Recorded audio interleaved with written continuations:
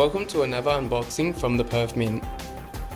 This time we're excited to reveal the first 1-ounce coins in a new series featuring the individual characters from Teenage Mutant Ninja Turtles.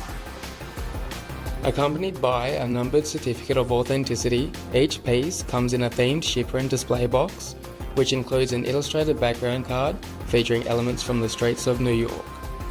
As the series expands, these cases can be positioned together to form a representation of the New York skyline. Today's first coin portrays Leonardo, the leader of the crime-fighting Teenage Mutant Ninja Turtles. Leo is shown in his trademark blue eye mask with a pair of katana swords. This second coin portrays vengeful supervillain Shredder, one of the brothers' most ruthless opponents. He is equipped with metal blades and extended hand claws known as tekokagi.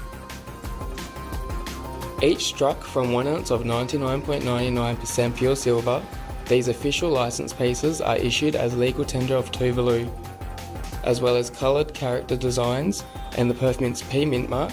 They also feature the Jody Clark effigy of His Majesty King Charles III, the weight, purity, monetary denomination and 2024 year date. Both of these coins have a mintage of 5,000.